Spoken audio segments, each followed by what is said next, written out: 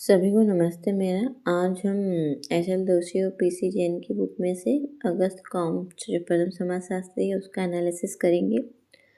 पिछले वीडियोस में हमने समाजशास्त्र के ऐतिहासिक पृष्ठभूमि के अंतर्गत सामंतवादी व्यवस्था, फ्रांसीसी क्रांति, औद्योगिक क्रांति और प्रबोधन युग का एनालिसिस कर लिया था। इसके अलावा इसका जो फर्स्ट टॉपिक था ऐतिहासिक परिप्रेक्ष्य, मैंने उसको स्किप किया है। उसका कारण यही है कि जो ऐतिहासिक परिप्रेक्ष्य है उसमें भी जो थ्योरी जो प्रबोधन युग में है वही थ्योरी लिखी हुई है। तो ऐतिहासिक परिप्रेक्ष्य कुछ भी नहीं, जो भी समाजशास्त्र में स्टार्टिंग में जो भी सारी चीज़ें आई समाजशास्त्री है उनके परिप्रेक्ष्य को लेना है, उसका एनालिसिस अपने अध्ययन में उस परिप्रेक्ष्य को देखना है। उसी परिप्रेक्ष्य से औद्योगिक क्रांति भी आप ले सकते हो, फ्रांसीसी क्रांति, जो भी इतिहास के गर्भ में जो चीज़ें हो चुकी है उस परिप्रेक्ष्य के अकॉर्डिंग आप समाज को समझने का प्रयास कर सकते हो। तो वही ऐतिहासिक परिप्रेक्ष्य है।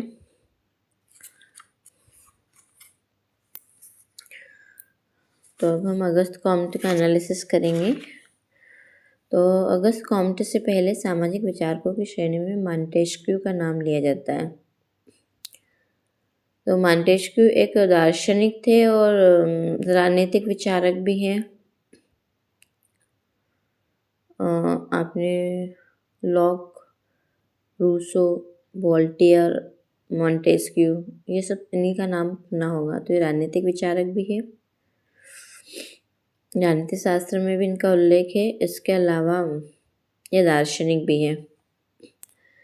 तो मॉन्टेस्क्यू जो समाजशास्त्री कम थे, विचारक अधिक थे, मतलब दार्शनिक अधिक थे। उनका सबसे बड़ा मुद्दा मनुष्य समाज में जो विजातीयता मिलती है उसे समझने का था। विजातीयता का मतलब ये होता है कि जो सामाजिक, सांस्कृतिक, भौगोलिक जो विविधता थे समाज में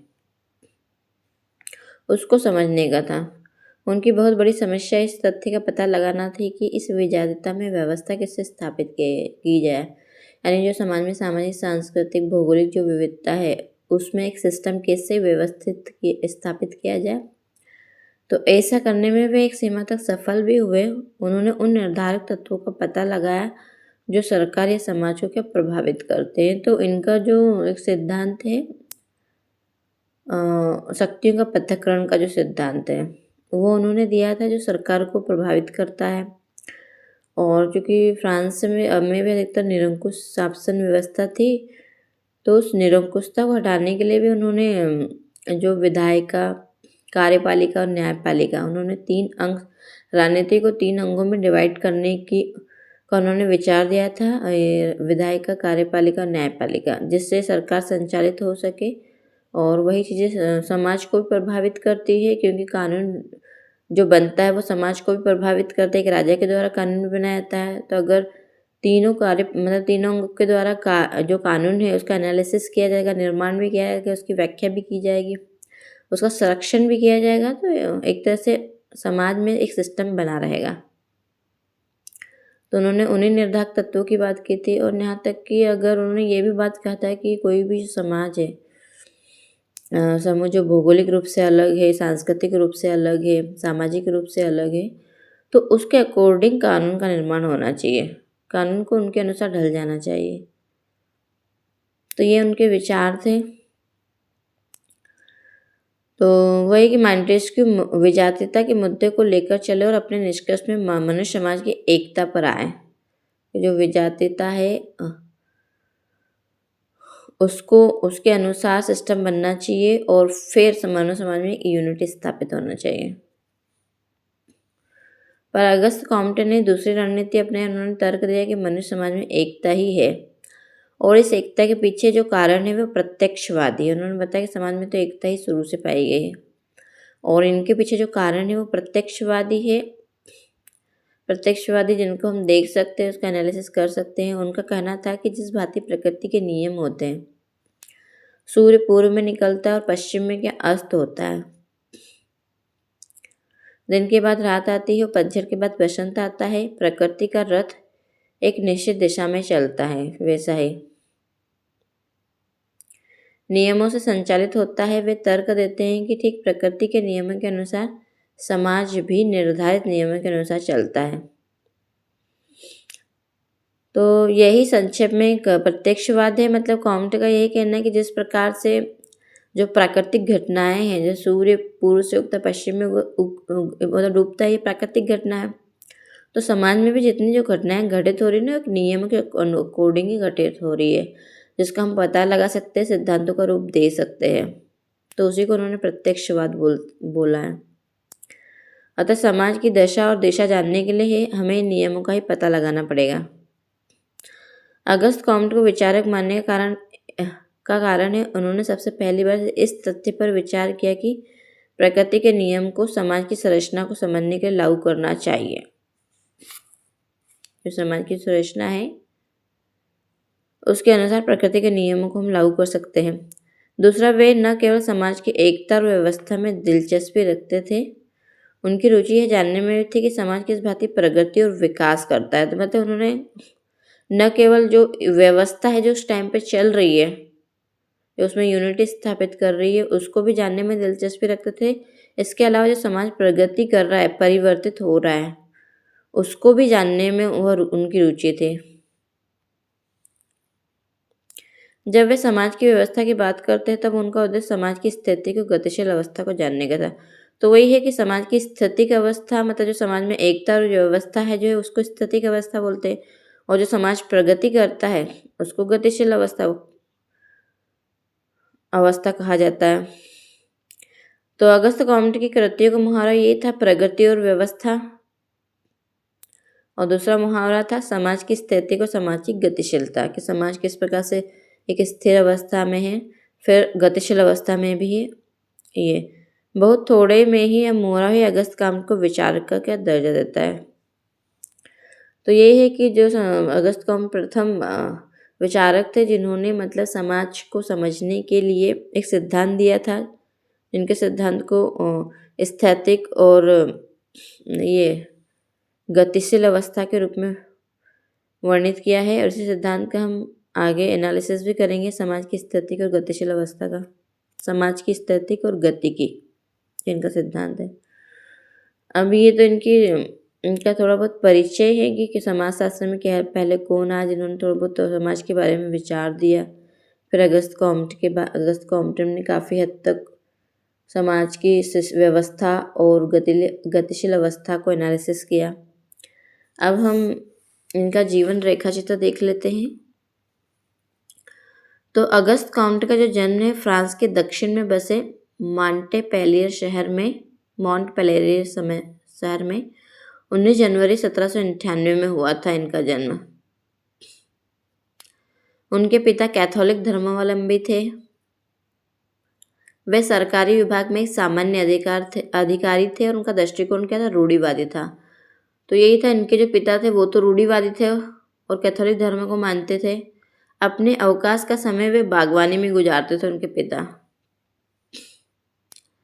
एक बात और महत्वपूर्ण है कि कॉम्ट के पिता कट्टर राजभक्त थे, कहीं भी वे विरोध करना नहीं चाहते थे। अगस्त कॉम्ट का जो शैक्षणिक जीवन है वो पेरिस के एक पॉलिटेक्निक स्कूल से प्रारंभ हुआ था। स्कूल में वे क्या प्रतिभावान विद्यार्थी समझे जाते थे। उन्हें गणित के प्रति बड़ा रुझान था। स्कूली जीवन में वे विद्रोही भी थे। उन्होंने परंपरागत जो परीक्षा पद्धति थी उसका विरोध किया था और अपने एक इंस्ट्रक्टर के खिलाफ बगावत भी की थी। उनकी मांग थी कि इस इंस्ट्रक्टर को नौकरी से हटा देना चाहिए। जैसे जैसे कॉम्ट किशोर और युवा होने लगे, उन्होंने प्रचलित व्यवस्था के विरोध में भी अपनी आवाज़ उठाई और उसको तेज धार दी। जब उनके स्कूल में जब नेपोलियन का आमंत्रित किया था तब उनकी बोहें चढ़ गई थी। उन्होंने खुलेआम अगस्त कॉम्ट कहते थे कि उस युग के बौद्धिक ना समझ है। उन्होंने कह दिया था कि जब नेपोलियन को उनके स्कूल में बुलाया गया था तो बोला था कि उस युग के जो बौद्धिक है,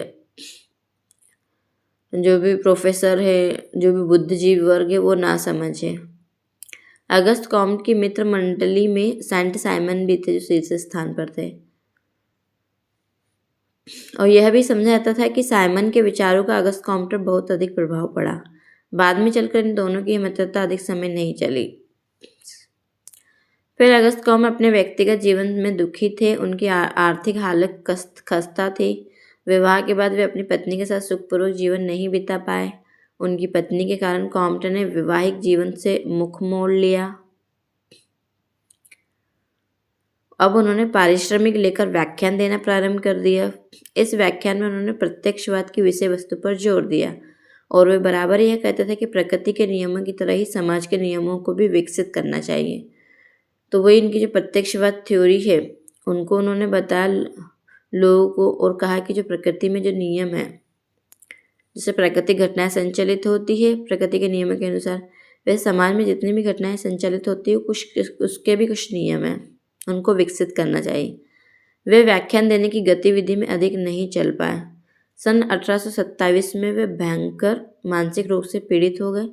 एक वर्ष बाद पुनः अपना काम प्रारंभ किया। अपने जीवन के अंतिम वर्षों में कॉम्ट अपने आप को न केवल एक समाज वैज्ञानिक लेकिन पैगंबर भी समझने लग गए थे।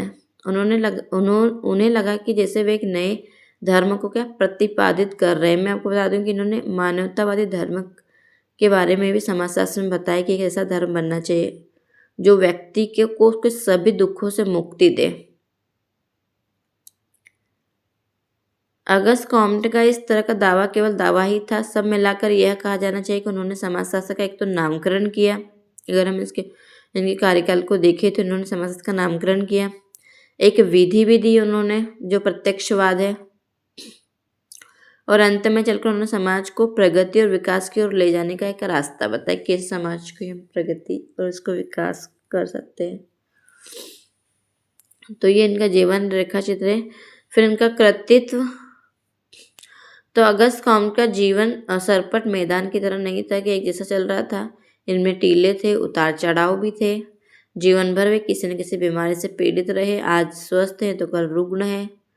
व्यक्ति जीवन की इस त्रासदी के होते हुए भी उन्होंने कुछ ऐसी कृतियां दी है।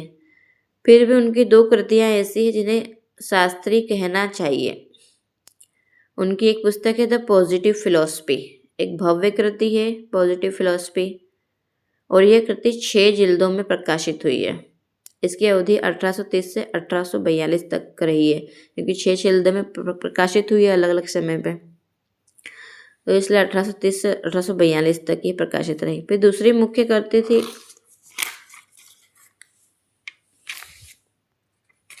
The positive politics. तो पॉजिटिव पॉलिटिक्स भी है इनकी एक कृति, और इसका जो प्रकाशन हुआ 1851 से 54 में हुआ है, और यह पुस्तक 4 जिल्दों में प्रकाशित हुई है, the positive politics. Auguste Comte ने 1870 से 1922 तक सेंट साइमन के साहचर्य में ही काम किया था। फिर उन्होंने 1922 तक, इन दोनों ने मिलकर बहुत कुछ लिखा है।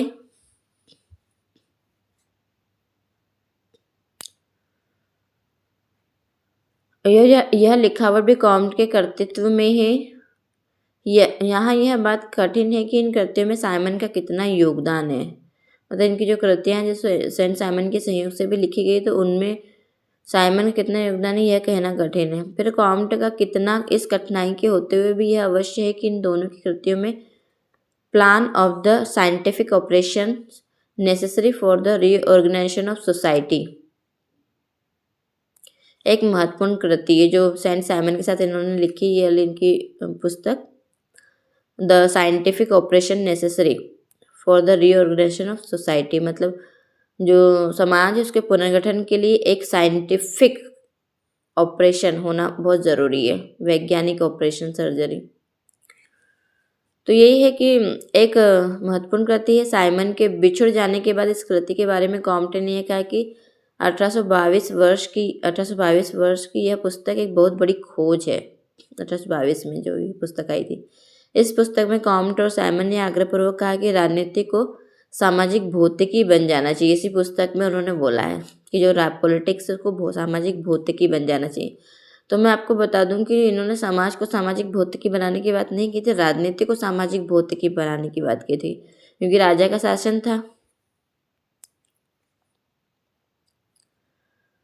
और इसे शरीर विज्ञान की एक शाखा हो जानी चाहिए। और ज्ञान की प्रत्येक शाखा को 3 अवस्था में गुजरना पड़ता है, ईश्वरपरक अवस्था, तात्विक अवस्था और प्रत्यक्षवादी अवस्था। जिसे कॉम्ट और साइमन ने सामाजिक भौतिकी कहा, उसी को बाद में चलकर कॉम्पटन ने समाजशास्त्र नाम दिया। ठीक, तो यही है कि मतलब जो उन्होंने राजनीति उसी के संदर्भ में सामाजिक भौतिकी शब्द दिया था। और जो राजनीति अगर सामाजिक भौतिकी बन जाती है, क्योंकि जो राजनीति है वही एक तरह से समाज में क्या होना चाहिए, सिस्टम कौन कौन से अंग होना चाहिए, क्या क्या काम होना चाहिए, उसको निर्धारित करता है पॉलिटिक्स सही। इसलिए उन्होंने एक सामाजिक भौतिकी बोला, क्योंकि भौतिकी क्या होता है, एक नियम संचालित करता है। भौतिकी में भी जैसे अगर न्यूटन्स के लॉ बोले, गति के नियम है न्यूटन्स के द्वारा, भौतिक फिजिक्स में ही है। तो जो गति के नियम है वो समाज प्राकृतिक घटनाओं को संचालित करते हैं। तो वैसे जो राजनीति जो भी कानून बनाती है वो समाज को संचालित करता है। इसलिए उन्होंने बताया कि जो राजनीति है उसको सामाजिक भौतिकी बन जाना चाहिए। और यही सामाजिक भौतिकी जो नाम है बाद में चलकर उसको समाजशास्त्र का नाम दिया गया। और यही बोला कि जो समाजशास्त्र है सामाजिक भौतिकी 3 अवस्थाओं से गुजरता है। पहले तो ईश्वर परक अवस्था, फिर तात्विक अवस्था, फिर प्रत्यक्षवादी अवस्था। तो ये प्रगति के त्रिस्तरीय नियम है, इसका हम बाद में और अच्छे से एनालिसिस करेंगे।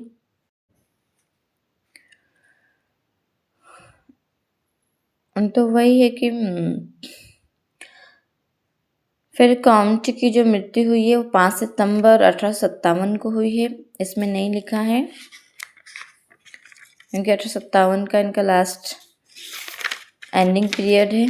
तो 5 सितंबर 1857 की इनकी मृत्यु हुई है, वो भी कैंसर से पीड़ित होने के कारण।